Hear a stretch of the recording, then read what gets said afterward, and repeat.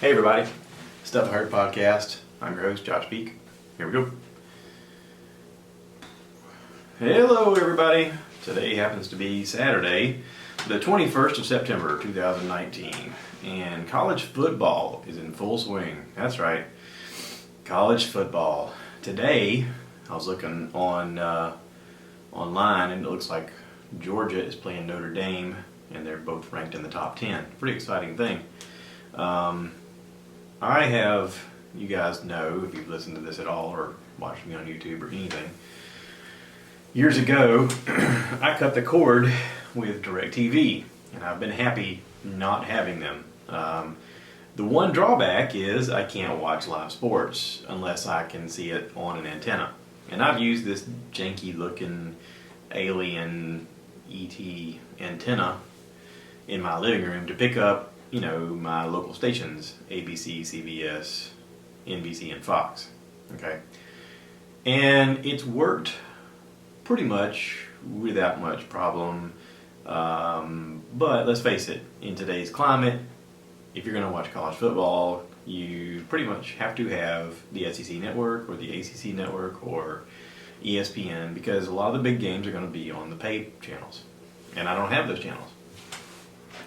My brother, the lovely, wonderful fellow that he is, was using the DirecTV Now app and had allowed me to use his password so that I could watch college football. And honestly, it was something that I only turned on when it was college football time.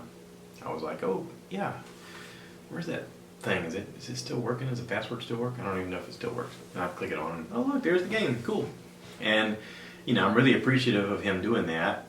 He didn't have to do it, but it was just, he's like, yeah, I'm gonna watch the game and just log in, whatever. So it worked fine. But listen, they're going through some things and they're trying to readjust some money issues and trying to cut back where they needed, and they ended up canceling it, which is fine. And I decided to look into what was available now, because this was a couple of years ago, and of course, as technology changes and programming changes, local things change as it goes on. I got a good friend of mine, Josh Treadaway, who lives at the beach, and he's got some kind of unlocked thing on his Firestick where he can get everything for free. I don't know how he does it. It's pretty amazing. He's offered to do it on mine, and I'm like, I don't know, I just feel weird about it. To me, it's sort of like the old days of LimeWire, where everybody pirated stuff, and at some point somebody got in trouble for it, and then all of a sudden everybody's freaking out going, oh no, they're gonna come after me. I kind of feel that way. I don't want to do that. I am sort of doing it with the Kodi app, but I don't watch it very much. I just watch a movie once in a while because I'm too impatient to wait for it to come out on something else. But anywho, that aside, I decided to look into stuff. Okay, I live in Florence, South Carolina, and on all these websites that you go onto, you got to punch in your zip code because there's different things that are available in everybody's area. If you're obviously in a metropolis type area, you're going to have a lot more available to you locally. I looked at Sling TV, I looked at Direct Now, I looked at Hulu Live, I looked at what else? YouTube TV. I looked at all of it, and Sling looked like it gave us a lot of options for watching some of the extended channels, but it didn't offer any local channels. You had to still use an antenna for that. And I thought, well, that's kind of a pain in the neck to have to switch between a service you're paying for and an antenna. And then, what if the antenna's not working? Like locally, here lately, if I hook up my antenna, for some reason I can't get ABC at all. I get CBS and NBC and Fox, and that's it. I don't even know that I get NBC. No, I'll take that back. I get CBS and Fox and a bunch of other channels that nobody ever watches. And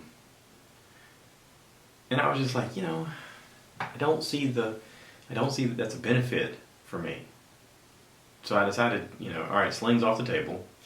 I looked at Direct Now, and of course now it's not Direct Now. Now it's called AT&T TV or something like that, which I just read online that AT&T is trying to get rid of their DirecTV ownership. I guess they're unhappy with what they're with what the company's doing, and they're looking at competition and realizing that they're losing money because their customer service is awful and everybody's leaving them. Trust me, I am on several of the Facebook pages where people complain about DirecTV and Comcast, and those are the top two that I hear people complain about the most. About these services are awful. They overcharge. They don't, you call somebody, you can't get any help. They put you on hold to hang up on you. It's like, oh, what a pain in the neck. And now there's so many other services out there that offer pretty seamless transitional type stuff. I mean, it's pretty easy to get stuff to work with other services. I looked at Hulu Live, and for Hulu Live, it doesn't carry CBS or NBC for my area. So I was like, okay, well, that's off the table. Plus, it's a bit pricey. Now with Hulu Live, you're also getting all of Hulu's content, which is movies that they create and TV. So that's part of a package deal with them. And I'm not exactly sure, but I know that we've signed up for the Disney Plus that's coming out in November 12th of this year. Disney Plus had a thing where if you sign up ahead of time, I guess because we have the Disney points cards, they mailed us a thing and said if you sign up ahead of time, you get to save $80 if you go ahead and prepay for 3 years. And I thought, Jesus, who's going to pay for 3 years? But then we did the math, and it works out to where it's like $4 a month or $4 and some change a month. And I was like, okay, well, let's just go ahead and sign up for it. They're going to have Star Wars. They're going to have Marvel. They're going to have everything. Everything Disney creates. Everything Fox has, because they bought Fox. And probably, if I'm willing to wager, they're probably going to have ABC content and ESPN stuff, because they own both of those as well. They're going to want to draw people in with everything they own. And since this is their pay service for Disney Plus, it's going to be just like Netflix or Hulu. You're going to have a separate icon on your screen you click on, and boom, you're going to be watching them. Now, I said all that to say this. I decided, while looking at things, that I'm going to go with YouTube TV. And I do a lot of stuff on YouTube. I'm a creator. It feels kind of weird to say that, but it's true. It's the truth. I create. I put stuff online all the time. I don't have to, but I do. And being part of that community means that at times you make how-to videos. At times you make videos of here's our vacation, ain't it cool? Sometimes you make videos of, hey, I don't know what I'm doing. Can somebody send me information on how to fix this? Sometimes it's videos on cooking or grilling or how to fix the grill or whatever. That's just the kind of videos I make personally. Now, it also means that once in a while you get people writing you, calling you an idiot, and they're it's basically trolls, just with nothing to do with their time. Then write you and tell you how awful you are and how boring you are and how you talk a lot and blah blah blah blah blah. And I always try to think on the upswing and be like, yeah, just stick around. You'll be amazed at what else happens. So, sort of sarcastically. Obviously, it's people who don't create their own stuff. And listen, it's easy to poo-poo on anybody's parade. And it's a lot harder to say, I appreciate what you're doing. Great job. I had to talk to my wife about that because she was looking at YouTube videos and she wouldn't hit the little like button, even though she would watch all these videos and goes, oh, this is so cool. I said, hit the little thumbs up. You hit the little thumbs up, it's kind of like drawing attention to people going and saying, hey, this is a good video. I said, if you like the video, give them a thumbs up. I said, I don't ever do people thumbs down videos. I said, I don't like to leave negative comments about stuff. I mean, if it's something I like, I'll write them and say, hey, great video. Appreciate the info, stuff like that. Now, I didn't say that to try and fish for compliments. I'm not that kind of person. I don't really care. I'm going to make this content whether you guys are a part of it or not. I would like for you to be part of it. But, the reality is I'm doing this for me. Because, I don't know, I call it a compulsion. I feel like I have a compulsion to do it. But I have a desire to do it. I think that there's a need. I think that there's a void for my voice. And if I can somehow be a part of the conversation moving forward, I want to be part of that. Okay, that was really long-winded. But let me say this. I signed up for for YouTube TV, okay? It's pretty easy descriptions. when you go onto it, you can click on the, try free, and it says enter your zip code, and you can punch in your zip code, and it tells you what channels are available where you live. And I get all my local channels. I get all of the ESPNs. I get the SEC network. I get a bunch of football stuff that, the Fox Sports and the CBS Sports and all this stuff where I can watch football in my area, which is what I wanted. That's all I wanted. And now I get it for $49 a month. And it's like a plus $4 for, taxes. Okay, so $53 basically. And right now I'm on my free trial. I did it on my laptop so that I could, because you got to punch in your payment method so that once your free trial's over, it starts to charge you. A lot of people are uneasy about doing that kind of stuff because they're like, I don't want to be charged right away. What if I don't like it? It's a free trial. If you don't like it, you can go in and cancel it. It's pretty easy to cancel. There's a little thing in the settings where you can go in there and say, nah, I cancel this service, and you can cancel it. I mean, at any time you can. My plan, me personally, is to do this through football season, and then once football season's over, I'm going to cancel it because I don't watch it that much. I mean, I'm a Netflix person. I'm going to be a Disney Plus person. I watch Hulu. I watch, a lot of things that are created for streaming content. I'm not a let's watch 10,000 commercials on mesothelioma or Tide or some other crap commercial where they're trying to tell me that I need to buy their product.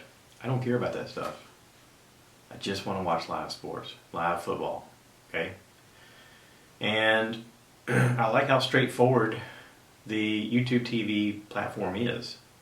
It loaded on my computer right away. It says that it needs Google Chrome in order to play, which I had Google Chrome as a program on my Apple computer. So that wasn't a problem. I couldn't use Safari, but I could use Google Chrome. Easy. All I had to do was click on it, boom, I'm watching TV, live TV. It's really convenient on my computer because I can scroll with my fingers and flip up through the screens. And as you're looking at your guide, there's actual shows that are playing like in little mini form. So as you're flipping through, you can see what's on the screen. So, you're not just reading a title, you get more of a description. So anyway, I like that feature. Hang on, my wife's calling me. I gotta text her real quick. Podcasting, ... That way she knows I'm podcasting. I forgot to turn my ringer off. Sorry, guys.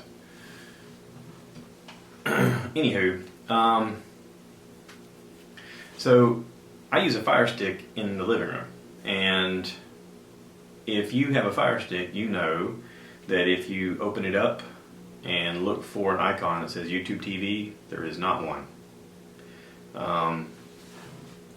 I went onto the optional apps program to look to see if there was a YouTube TV icon that I could download.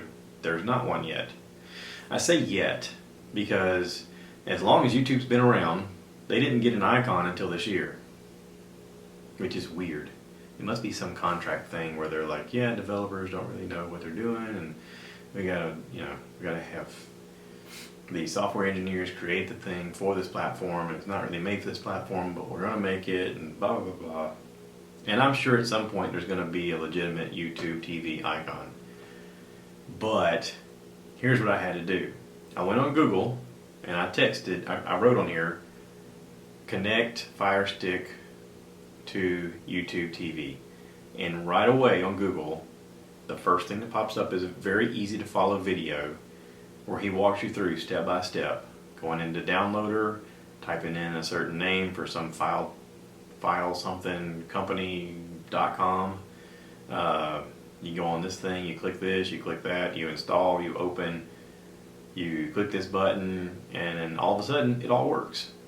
I mean, the video took me watching the video, texting it in with my stupid scroll thing with my thumb, because that's how the Firestick controller is. Doing all that, getting it going, was about 10 minutes or so. And I say 10 minutes because I hit something wrong and I had to go back and open it up again. Anyway, now, currently, I have an actual icon. And it looks like a little red YouTube, like the TV type thing, little square, and it says TV in the middle of it. And when I click on it, it automatically opens up into YouTube TV, and I'm on a channel. I can hit a button. I'm looking at a guide. It's pretty easy to use. It looks really user friendly. I got this desire to use them because we had gone over to our friend Dan and Lori's house, and my wife had met Lori from going to the gym. They're about the same age. They have, grown kids, and it just turns out that we kept inviting Lori and Dan over to our house during the winter for cookouts and stuff, and they kept saying stuff like, "Oh, you guys need to come over in summertime. We got a pool." And I was like, "A pool? I like pools." So they invited us over to go swimming, and while we were over there, at some point college football started off, and they're both Ohio State fans. Dan pulls out this little TV from inside the pool house, and we're watching Ohio State play Indiana. I was like, "Holy crap, how did you do that?" He's like, "Oh, it's YouTube TV." I was like, "Really?" And I started asking him questions, and he was like, "Oh, it's super easy." Now, he has his run through a Roku, and I don't know anything about Roku except for the fact that it seems to work pretty smooth. I don't know why we never went the Roku route, but us personally, we went through Firesticks. We have 2 right now. And they're not the 4K Firestick, which I should have updated once the 4Ks came out, because it's a little faster processor. It's a little crisper screen. But right now you can get, I looked online, you can get a 4K Firestick for about $34 and some change. They're pretty easy to set up. If you've got an Amazon Prime account, it's real easy to get going. And it allows us to stream all kinds of stuff. I'm using it on a regular basis. Now, here in the office where I'm sitting, this is all behind the scenes stuff you guys probably don't care about, but here in the office where I'm sitting, I have a TV back here because it used to be set up for my wife to get on the treadmill, and she could watch TV while she's on the elliptical or the treadmill. And I didn't have a Fire Stick for in here, but I set it up with a Apple TV. Now, the reason I left the Apple TV in here and didn't replace it with a Fire Stick is the Apple TV allows me to stream content from my laptop to up there. And I thought, moving forward, that might be optimal for the podcast. I might get to a position one day where this thing grows to the point where I can do something different with the television. I can somehow integrate the television with my guests. Like if we're talking about a subject, I can put it up on the screen, kind of like Joe Rogan does with Jamie. Now, of course, I would need somebody to help me do that because I don't know what I'm doing as far as balancing sound and cameras and all that other stuff.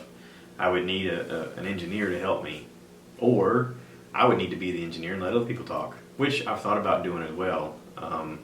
I've reached out to a couple people who've talked about wanting to start their own podcast, and I was like, listen, if you want to do it here, we can set it up. I mean, we can schedule time. You can come over. I can be your sound guy, and you can just hit record and talk. Or if you want somebody to go back and forth with, I could do that. So I don't know. We'll see what happens in the future moving forward.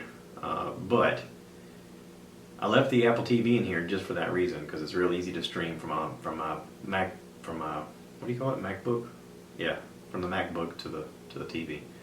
So anyway, enough of that. Let's talk about stuff I heard, because this is stuff I heard, and then it's not just football related or streaming device related. Stuff I heard. Okay, Jay and Silent Bob have a new movie coming out, and they're going to be on tour where they make physical appearances at different locations. My buddy Josh Treadaway reached out to me from the beach. He lives at Myrtle Beach, and he was like, "Hey man, let's look at going to one of these. I mean, it might be pretty cool." Now, I don't think he fully understood what it was, and we later discovered that. But it was a thing where you can do a meet and greet with Jay and Silent Bob. Silent Bob, of course, is Kevin Smith, and Jay is Jay Muse. If you've seen Clerks, Mallrats, Chasing Amy, any of the Jay and Silent Bob movies, you'll know who I'm talking about. They are going on tour for a meet and greet type thing. And for us, the closest location would have been Charleston, which they're going to be there on like a Wednesday of the week in February, like middle of the week. And then the very next day they're going to be in Charlotte. And then the next day they're going to be in Atlanta. Or no, not Atlanta. Macon. Now, Macon, Georgia, on a Thursday night is about 4.5 hours away from where I live. My buddy Greg lives about 3 hours away from there. And we talked about maybe doing a guy's kind of, trip. Going there, seeing the show, visiting, get to meet Kevin Smith and Jay. And that might be pretty cool. But here's the rub, okay? It's expensive. They're going to upsell you on meeting them in person. And depending upon how long you want to meet with them, it's a little more pricey. There is a, signed autograph situation where you get a photo, it's like $100 and something, like $195. And then you get a one-on-one session for about almost $800. Well, I told my buddy, I said, listen, I want to meet Kevin Smith at some point, and that would be pretty cool. It would be really great if I could somehow do a podcast with him. And, he's into podcasting. He has his own podcast. But I don't know that I'll ever get to that point. Plus, what am I going to say? I mean, I have questions about how he got started, what kind of equipment he uses, but they're all technical questions, And I'm sure he's answered those questions a ton of times on a bunch of other people's podcasts. I like his writing. I like, some of the stories he tells and the way he tells it. And I think he's interesting. But also, I thought, I don't know that this is somebody I can talk to for a long time. I mean, I'll just be honest. Years ago, I could have because I knew all of his work. But I'm an adult. I'm 45. I've got my own crap that I'm dealing with and have dealt with. And I haven't watched all of his stuff. I'm not what you call a super fan. I was years ago. But, life moves forward and you lose touch. And now I'd just be that guy who's like, hey man, I really like those movies and you did a great job. So what's up with you? You know what I mean? So anyway, I asked my buddy, I said, how much is it worth for you to meet these guys? Is it $200 worth or is it $800 worth to meet these guys? I mean, let's be honest. And he was like, well, he said, I'll be honest and I'll probably see the movie before then. He said, I didn't realize that it was they're actually releasing it in October. But this is just the opportunity to meet these guys. Well, we're talking about waiting until February to meet these guys, and see the movie. He goes, I'll have already seen the movie at least 2 times by then, or 3 times, or more. He goes, who knows? But he was like, nah. He said, if we're going to plan a trip, I'd rather do something like see a comedian. And I was like, okay, well, I'm down for that. Bill Burr and Dave Chappelle both released their special recently. And Bill Burr's still touring because he's got new material he's coming out with. And there may be a Bill Burr comedy thing that we could do in Atlanta. And that would be really cool. I'm a big Bill Burr comedy fan. And now my buddy Treadaway is too, apparently. If you haven't seen Paper Tiger on Netflix, go watch it. It's hilarious. He takes a lot of premises and he says, listen, this stuff's probably piss you off. He goes, I get it. But let me argue the point. Because the way his brain works, he's like, all right, let's pick a premise that everybody feels something about. And I know this is the wrong thing to say, but let me find the joke in it. Because there's a joke here. And he's right, there is a joke. You're supposed to take the sting out of the situation. You're supposed to look at things objectively from a different point of view. When I was a kid, it was always the story of the Indians who said, never judge a person until you walked a mile in their shoes. Okay, well, take a minute and think about people that you have opposing views with and actually put yourself in their position and think, what is their motivation? Where are they coming from? What are their fears? What's their motivation? If I woke up every day, what is my day like if I'm them? And that'll give you a different perspective as to how they look at everything and how they react to everything. You can't fully be them, but you can have a different perspective for sure. So anyway, we're going to pass on the Kevin Smith thing, but we are going to do something. I'm not exactly sure what, but there's going to be something coming in the works for next year. I watched a show on Netflix, because I'm a Netflix junkie, called The Island. It's the number I, or the letter I, Land, which I think it's actually supposed to be the number I, like Roman numeral 1, because they kept saying something like the one land instead of the island. It's like printed on a thing, and they said it's the one land. And they went to some other place, and it was like the two land, and I was like, what? So anyway, I think it's supposed to be Roman numeral 1. They never actually said it the right way to tell you this is what it's called. So I'm just calling it the island, because it's I in quotation marks. The island. Interesting movie, or show. It's a show. Looking at the premise of the show, whenever it started to play, basically it's these people wake up on an island and they have no idea why they're there, or how they got there, or even who they are. Their memory's completely wiped. All they know is that they have to figure out what to do next. And it's interesting. I don't want to give anything away, but I am going to give something away. Okay, if you're into watching the show, just skip the rest of the podcast, because I'm going to talk about this for the rest of the podcast. Okay, so the show started off really interesting premise, interesting idea. Basically, this is inmates who are in a program where they can redeem themselves. They don't know that until later, but they're supposed to, it was decided that if they weren't in the situations that they were in when they were incarcerated, and they had no memory of it, and they just started over, would they repeat their same actions? Would they be the same criminals? Would they do the same things? Or are they just a product of their environment? Yeah. So they go on a journey and they show you what goes on. Okay. I didn't really give anything away. There's still a lot of things that you're going to find out if you watch this show, and you're going to be like, no kidding, holy crap. Okay, so interesting special effects, interesting storyline. Not the best acting. I'll just say that right now. Not the best acting. I think they spent a lot on the story and a lot on the location, and the acting was okay. There's some that are better than others, but I don't know. When you queue it up, it says limited series, and I kind of get the impression that they were doing it, they went back and they reviewed it, and they were like, we had a good idea, it was okay, but the acting is just not there. And they probably scrapped it and said, alright, we'll just release it as limited release. I'm guessing. I don't know for sure, but I'm guessing that's what happened. So anyway, if you're into watching it, check it out. Just be fair warned, the acting isn't the greatest. There is some pretty cool fight scenes. But yeah. Okay, so I didn't give anything away, really. I mean, one little nugget. You guys can take that and run with it however you want, but that's it. Okay? I'm going to wrap this up. I got some college football to watch on my YouTube TV, and I'm looking forward to it. I'm looking forward to having a Saturday where I can watch college football. Yay!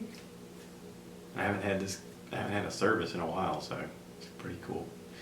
Y'all take care of one another. Appreciate everybody writing and letting me know that you're checking in. It's really awesome. Thank you to Josh Treadaway for calling me and giving me some inside tips. He said he was streaming using iHeartRadio, and he didn't have any problems with any of his downloads. That the streaming service went great. So I'll be checking that out. All right. Y'all take care. Thanks for listening. And as always, remember to cue the cow.